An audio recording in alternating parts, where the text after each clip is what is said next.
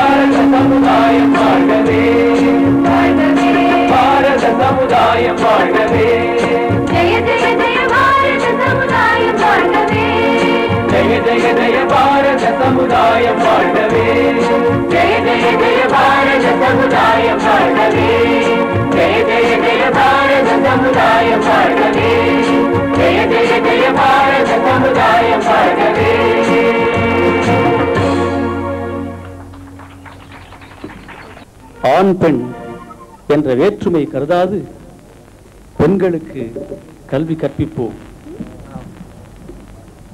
முடியாது என்று ஒன்றில்லை, அதை முடித்து வைக்கும் திறமையில் குறைவில்லை. பெண்களே இந்த நாட்டின் கண்கள், பெண் கல்வி பேணுவது பெற்றோரின் கடமை என கூறுகின்றார் நம் கவிஞர் பாரதிதாசன் அவர்கள்.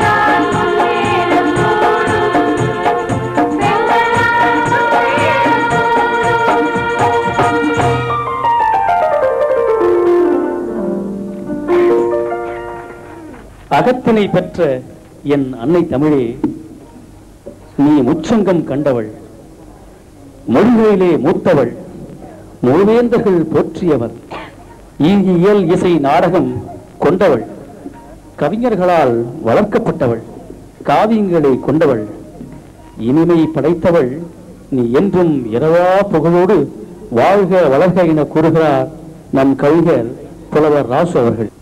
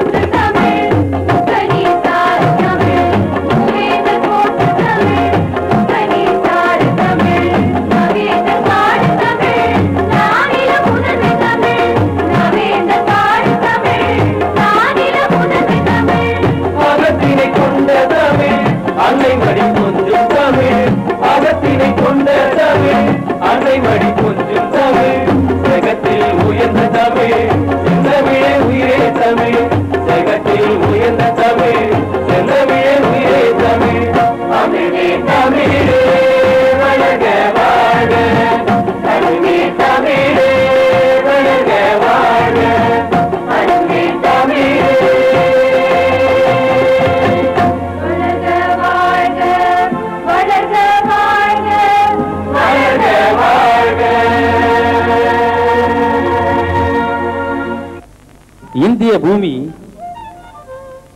எங்களது தந்தை வீடு.